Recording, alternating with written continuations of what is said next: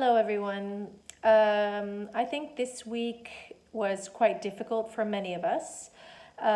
We received disappointing news about pay cuts. I think a lot of us are going through thoughts of how am I going to pay my expenses? How am I going to make it to September without the usual income and all that?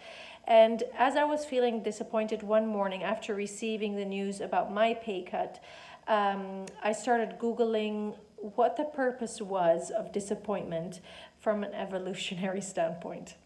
Now, obviously, I wasn't really interested in that, so after a short moment, I closed my computer, I was upset, and I allowed myself to cry and be upset and whatnot.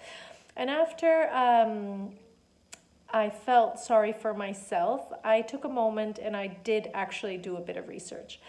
And apparently, disappointment is something, there is a reason for it. So, it teaches us a lesson, it gives us tools for the future. So, for example, feeling super disappointed right now and then finding ways of coping. So, by doing whatever makes you smile.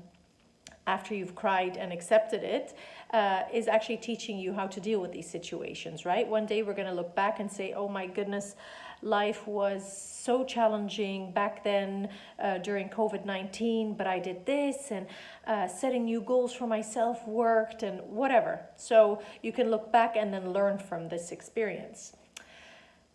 Regardless of what the function is in the long run, I think it is safe to say that many of us are feeling disappointed right now, and it's very hard to see the light at the end of this tunnel, this challenge, whatever this is that has been handed to us. You know, there are moments when I can compare myself to people on TV who are off worse than I am, or people here in the street. But you know what? That doesn't always work.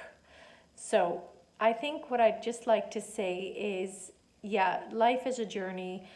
Good times, bad times, sad times, happy times. That's all fine. You will be disappointed. This is part of life. However, don't get stuck in it for too long. Cry, but don't cry too long. Be angry, but don't be angry too long.